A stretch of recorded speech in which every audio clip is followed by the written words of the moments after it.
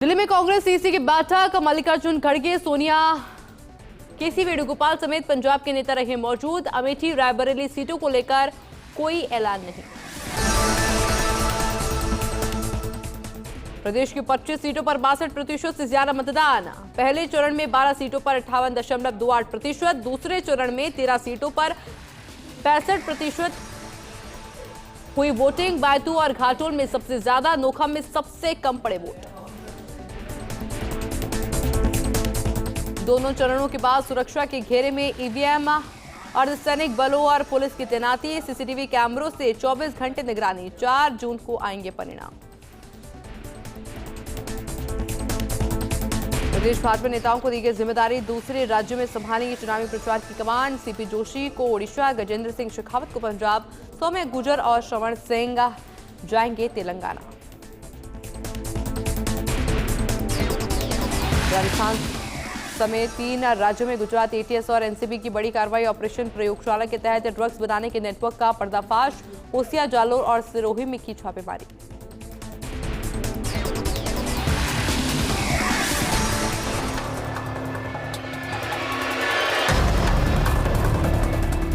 की बैठक हुई जिसमें मल्लिकार्जुन खड़गे, सोनिया गांधी, केसी वेणुगोपाल समेत पंजाब के नेता मौजूद रहे। अमेठी रायबरेली सीटों को लेकर के कोई ऐलान फिलहाल नहीं किया गया है। कांग्रेस अध्यक्ष खड़गे पर फैसला छोड़ दिया गया है। पंजाब की 5 सीटों पर तय हुए हैं उम्मीदवार।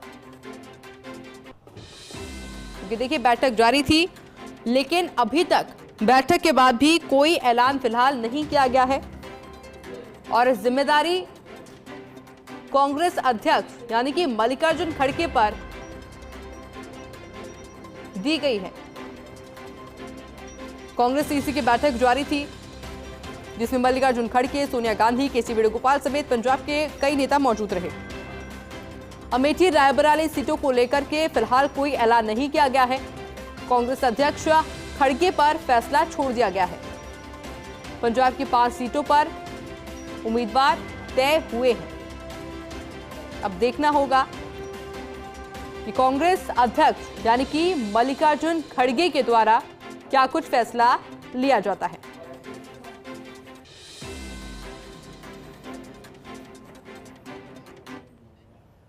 राजस्थान की सभी 25 लोकसभा सीटों पर 62.10% मतदाताओं ने अपने मताधिकार का प्रयोग किया।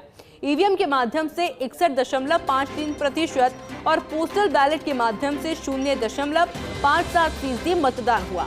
मुख्य निर्वाचन अधिकारी प्रवीण गुप्ता ने बताया कि राज्य में वर्ष 2019 के चुनाव में 66.34% मतदान हुआ था। वहीं 2024 में वर्ष 2019 के मुकाबले 3 लोकसभा क्षेत्रों बाड़मेर, कोटा और बांसवाड़ा के मतदान प्रतिशत में वृद्धि दर्ज हुई है। इस वर्ष बाड़मेर सीट पर सर्वाधिक और करौली, धौलपुर में सबसे कम मतदान हुआ। वहीं 8 सीटों पर महिलाओं ने पुरुषों के मुकाबले अधिक मतदान किया। इनमें दूसरे चरण के 5 और पहले वाले 3 लोकसभा क्षेत्र शामिल हैं। 26 अप्रैल को दूसरे चरण में 13 सीटों पर 65.52% मतदाताओं ने अपने मताधिकार का प्रयोग किया। ईवीएम के माध्यम से 65.03% और पोस्टल बैलेट के माध्यम से 0.49% मतदान हुआ। वहीं बागीदौरा विधानसभा क्षेत्र के लिए हुए उपचुनाव में 77.50% मतदान दर्ज किया गया है।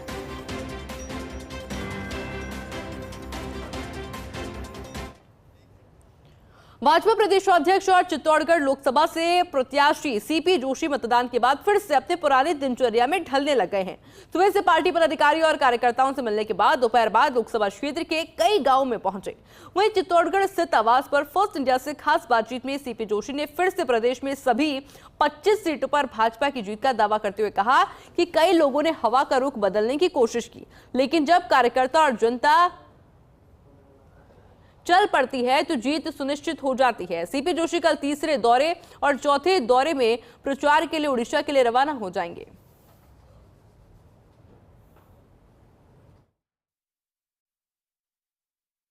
लोकसभा चुनाव के दूसरे चरण का भी मतदान पूरा हो गया है और निश्चित तौर पर अभी 5 चरण बाकी हैं। जो बड़े लीडर्स हैं वो दूसरे स्टेटों में जाएंगे जहां जहां तीसरे और चौथे चरण के मतदान होने हैं। निश्चित तौर पर घमासान जारी है, लेकिन पहले चरण में जब मतदान प्रतिशत कम हुआ, चिंता होना भी लाजमी था और राजनीतिक दलों को चिंता भी हुई। स्वीप कार्यक्रम के माध्यम से निर्वाचन आयोग ने भी कोशिश की और इस बार मतदान बढ़ा है। हमारे साथ हैं भाजपा प्रदेश अध्यक्ष सीपी जोशी। निश्चित तौर पर जानने की कोशिश करेंगे, दूसरे चरण का मतदान खत्म होगा और आप भी उसमें प्रत्याशी थे, कैसे देखते हैं आप, किस प्रकार से रिलैक्स मूड, सुबह से क्या रही दिनचर्या? देखिए, वही हमारी रूटीन के प्रोग्राम, सुबह से लोगों का मिलना जुलना, कार्यालय पे पूरे लोकसभा क्षेत्र से कार्यकर्ता आए थे, उनके साथ बैठना, और उसके बाद कई जगह शोक व्यक्त करने जाना था, कुछ शादियों में जाना था, और अब तो पार्टी ने जहाँ ड्यूटी लगाई है वहाँ पहुँचेंगे। लेकिन मैं सोचता हूँ जिस प्रकार से कार्यकर्ताओं का और जनता का उत्साह है, जिस प्रकार का स्नेह मिला है, वो अभूतपूर्व है। और मैं बहुत हृदय की गहराई से इस क्षेत्र की जनता का और मतदाताओं का और कार्यकर्ताओं का आभार भी प्रकट करता हूँ कि कांग्रेस ने कई प्रकार की भ्रांतियाँ फैलाने की कोशिश की, कई प्रकार के हथकंडे अपनाए, हवाओं का रुख भी कुछ लोगों ने बदलने का प्रयास किया, लेकिन जब जनता चल पड़ती है, कार्यकर्ताओं का आशीर्वाद रहता है, जनता का आशीर्वाद रहता है, तो सब कुछ अनुकूल हो जाता है। देश में अब तक जब भी चुनाव हुए हैं, ये माना गया है कि मतदान प्रतिशत कम होता है तो कांग्रेस के फेवर में अक्सर कर इस प्रकार के परिणाम आ जाते हैं, और इसको लेकर के कांग्रेस गदगद नज़र भी आई थी। लेकिन दूसरे चरण में फिर मतदान प्रतिशत बढ़ा है, तो क्या लगता है, जब भारतीय जनता पार्टी की कोर कमेटी की बैठकें भी हुई, कार्यकर्ताओं को निर्देश भी दिए गए और जिस प्रकार से मतदान प्रतिशत बढ़ा है, तो क्या पहले मतदान प्रतिशत में और अब में कहीं भाजपा को कोई फ़ायदा होने वाला? पहले चरण में भी फ़ायदा और दूसरे चरण में भी फ़ायदा है। जो वोट कास्ट हुआ है उसमें भाजपा आगे है। कांग्रेस के प्रति उदासीनता थी, निराशा थी, उसके पीछे कारण है कि उनका नेताओं को अपनी सीटें छोड़ देना, टिकट मिलने के बाद भी हाथ जोड़ देना। तो कहीं न कहीं जब नेताओं का नेतृत्व के प्रति अविश्वास, कार्यकर्ताओं का नेताओं के प्रति अविश्वास, तो फिर जनता इन पर कैसे विश्वास करेगी? तो वही एक कारण रहा कि कांग्रेस के प्रति, कांग्रेस के पक्ष में वोटिंग कम हुई, भाजपा के पक्ष में मतदान हुआ। लेकिन दूसरे चरण में हमने और उसमें प्रयास किए कि हमारी बड़ी जीत हो, हर सीट पर पार्टी बड़े अंतर से जीते। तो उसका एक अच्छा समाचार भी है कि दूसरे चरण में बहुत अच्छा मतदान हुआ। तो ये हैं भाजपा प्रदेश अध्यक्ष सीपी जोशी। साफ शब्दों में कहना है कि बहुमत से जीतने जा रहे हैं और राजस्थान में 25 की 25 सीटें जीत रहे हैं। लेकिन बड़ी बात ये कही है कि कांग्रेस ने हवा के रुख को बदलने की कोशिश की थी, लेकिन जनता और कार्यकर्ता जब लग जाती है तो निश्चित तौर पर जीत सुनिश्चित हो जाती है। कैमरा पर्सन चंद्रेश जैन के साथ PK Agarwal, first India news, Chittorgarh. Lok Sabha चुनाव में मतदान के दिन कार्यकर्ताओं के बीच हुई आपसी झड़प के मामले में निर्दलीय प्रत्याशी रविंद्र सिंह भाटी ने पुलिस पर उचित कार्रवाई नहीं करने का आरोप लगाया। निर्दलीय प्रत्याशी रविंद्र सिंह भाटी अपने समर्थकों के साथ बालोतरा एसपी कार्यालय पहुंच गए और धरना प्रदर्शन किया। उन्होंने गिरफ्तार कार्यकर्ताओं को रिलीज करने और पुलिस की ओर से सीज किए वाहन रिलीज करने की मांग की। कई दौर की वार्ता के बाद सहमति फिलहाल बन गई है।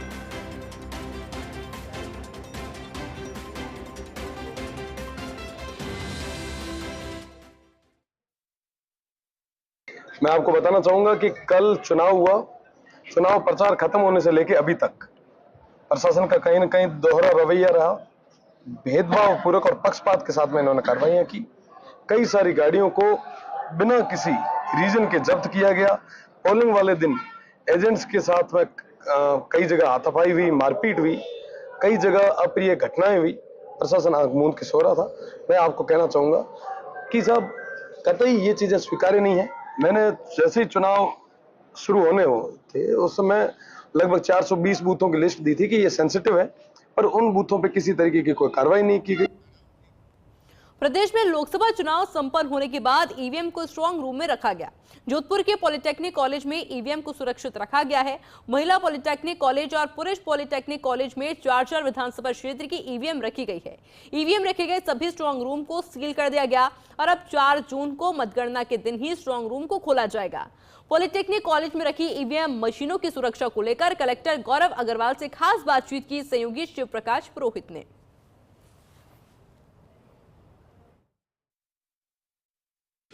प्रदेश में हुए दूसरे चरण के लोकसभा चुनाव में जोधपुर लोकसभा के लिए भी चुनाव प्रक्रिया संपन्न हो चुकी है और अब सबसे बड़ी चुनौती ईवीएम की सुरक्षा को लेकर के है। तो जिला कलेक्टर गौरव अग्रवाल स्वयं यहां आज सुबह से ही महिला पॉलिटेक्निक कॉलेज और पुरुष पॉलिटेक्निक कॉलेज पहुंचे थे जहां ईवीएम पड़ी है। हमारे साथ जिला कलेक्टर मौजूद है। सर, किस तरह से सुरक्षा व्यवस्था को लेकर के व्यवस्थाएँ की गई है और आगे किस तरह से, क्योंकि लगभग 40 दिन का समय है? इसके अंदर इलेक्शन कमीशन की तरफ से ईवीएम्स की सिक्योरिटी का पूरा प्रोटोकॉल निर्धारित होता है। उस प्रोटोकॉल की पालना के अंदर सारी की सारी ईवीएम स्टोर की जा रही हैं। अपनी 8 विधानसभा कॉन्स्टिट्यूंसीज हैं जिनकी ईवीएम्स यहाँ पे रखी जा रही हैं। जो 3 विधानसभा कॉन्स्टिट्यूंसी पाली में पड़ती थी वो ऑलरेडी रात को ही रवाना कर दी गई हैं तथा वो पाली पहुँच के वहीं पे स्टोर होंगी। अपने यहाँ पे अपनी बाकी की 7 हो गई, प्लस एक पोखरण की और आएगी।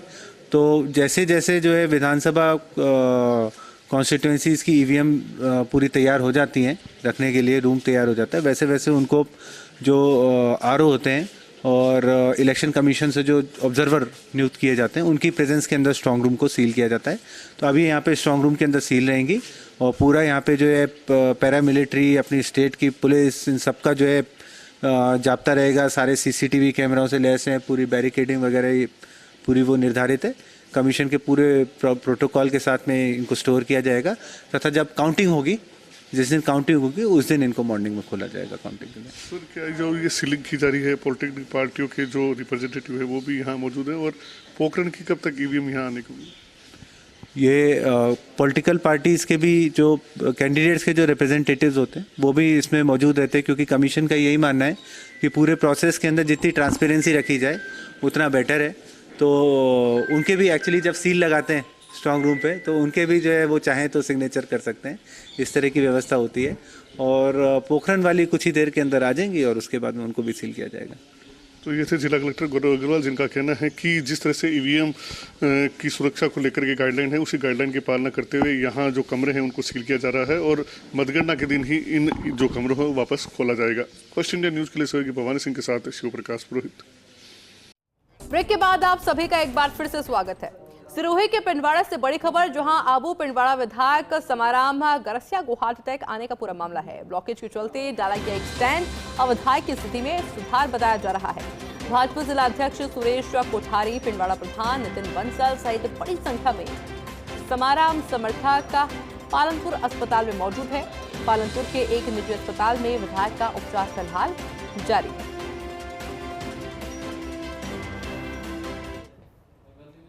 अंग प्रत्यारोपण और तस्करी के मामले में जयपुर पुलिस ने सहायक प्रशासनिक अधिकारी गौरव सिंह, फोर्टिस अस्पताल की कोऑर्डिनेटर विनोद व गिरिराज को शनिवार को कोर्ट में पेश किया, जहां पर उन्हें 3 दिन के रिमांड पर पुलिस को सौंप दिया गया है। इन आरोपियों को जवाहर सर्किल पुलिस ने शुक्रवार को जेल से प्रोडक्शन वारंट पर गिरफ्तार किया था। जानकार सूत्रों की माने तो आरोपियों से पूछताछ के बाद मणिपाल अस्पताल के खिलाफ एफआईआर दर्ज की जाएगी।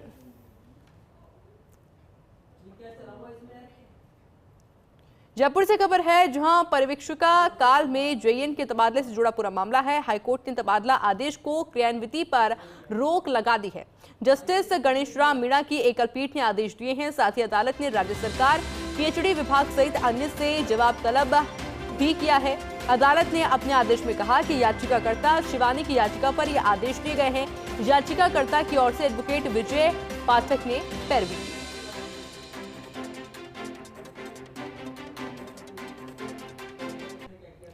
प्रधानमंत्री नरेंद्र मोदी ने महाराष्ट्र के कोल्हापुर में जनसभा को संबोधित किया। इस दौरान उन्होंने इंडी गठबंधन और कांग्रेस पर जमकर निशाना साधा। उन्होंने कहा कि कांग्रेस की सरकार आई तो सीएए को खत्म कर देगी, कश्मीर में धारा 370 को वापस लाएंगे। प्रधानमंत्री ने कहा कि जब कांग्रेस और उसके दोस्तों को एहसास हुआ कि वे इंडी के विकास के ट्रैक रिकॉर्ड का मुकाबला नहीं कर सकते तो उन्होंने अपनी रणनीति बदल दी।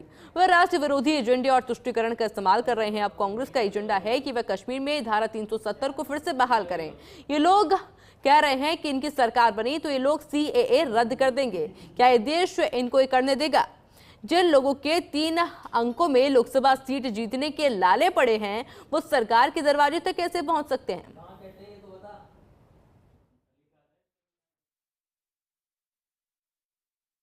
ये लोग कह रहे हैं कि इनकी सरकार बनी तो ये लोग सीएए कानून रद्द कर देंगे। क्या ये देश उनको करने देगा? और अगर करने जाएंगे तो उनकी हालत क्या होगी, उनको पता है क्या? अब आप मुझे बताइए, जिन लोगों के 3 अंकों में लोकसभा सीट जीतने के लाले पड़े हो, क्या ये इंडिया अलायंस वाले सरकार के दरवाजे तक भी पहुंच सकते हैं क्या? कांग्रेस पार्टी और उसके दोस्तों को ये एहसास हुआ कि वो विकास के ट्रैक रिकॉर्ड में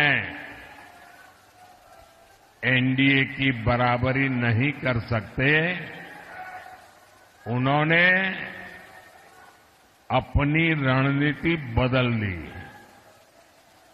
इसलिए इंडिया अलायंस वालों ने खुलकर देश विरोधी एजेंडा और तुष्टीकरण के हथकंडों का इस्तेमाल करना शुरू कर दिया है। और इंडिया अलायंस ने देश विरोधी और नफरत की राजनीति के 2 सेल्फ गोल कर लिए हैं और इसलिए ये पक्का हो गया है। फिर एक बार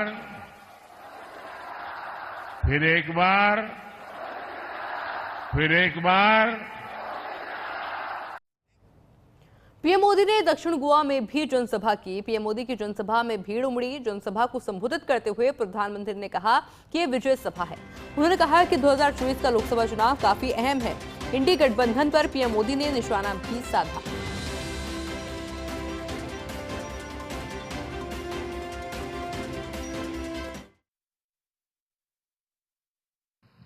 बिना किसी भेदभाव सभी सरकारी योजनाओं का लाभ मिलना चाहिए। और हमारा गोवा तो इस सैचुरेशन अप्रोच का बेहतरीन मॉडल है। हमारे प्रमोद सावंत जी के नेतृत्व में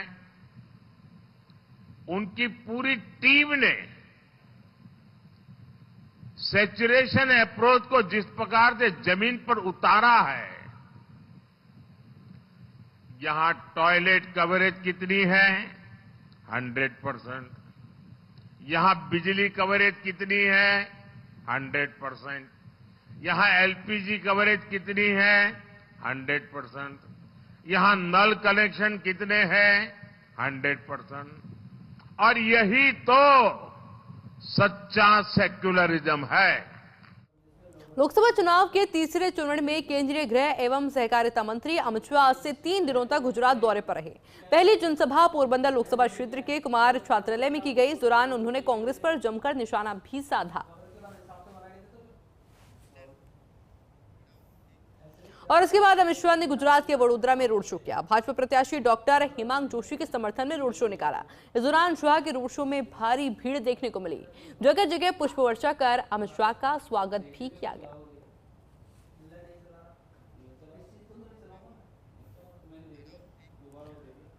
लोकसभा चुनाव को लेकर भारतीय जनता पार्टी ने अपने कैंडिडेट्स की 15वीं लिस्ट जारी कर दी है। भाजपा ने मशहूर वकील उज्जवल निकम को मुंबई नॉर्थ सेंट्रल से उम्मीदवार बनाया है, जबकि पूनम महाजन के टिकट काट दी है। आतंकी कसाब को फांसी दिलाने वाले वकील उज्जवल निकम को मुंबई उत्तर मध्य से चुनावी मैदान में उतारा गया। बता दें कि उज्जवल निकम देश के सबसे मशहूर सरकारी वकीलों में से एक हैं। वो आतंकी अजमल कसाब को फांसी दिलवाने से लेकर 1993 में बम धमाकों, गुलशन कुमार हत्याकांड और प्रमोद महाजन हत्याकांड जैसे हाई प्रोफाइल मामलों में सरकारी पक्ष की पैरवी कर चुके हैं।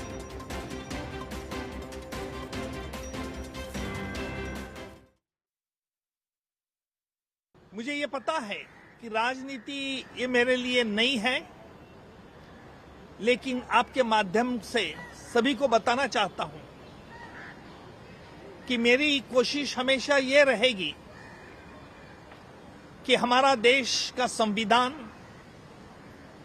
देश का कानून और देश की सुरक्षिता, ये मेरे प्रायोरिटीज रहेंगे। और ये प्रायोरिटीज के लिए मैं ये जरूर करूंगा कि जो हमारे संसद में इसके लिए क्या सवाल उठाए सकते हैं, क्योंकि मैंने इस बंबई में कई ऐसे संगीन मामले चलाए जिससे राष्ट्र हित का एक तार जुड़ा की। राजधानी दिल्ली में आम आदमी पार्टी ने रोड शो निकाला। इस रोड शो को मुख्यमंत्री अरविंद केजरीवाल की पत्नी सुनीता केजरीवाल ने लीड किया। पूर्वी दिल्ली से आप उम्मीदवार कुलदीप कुमार के समर्थन में कोंडली इलाके में रोड शो निकाला गया। प्रचार वैन पर सवार हाथ जोड़कर सुनीता केजरीवाल ने लोगों का अभिवादन किया।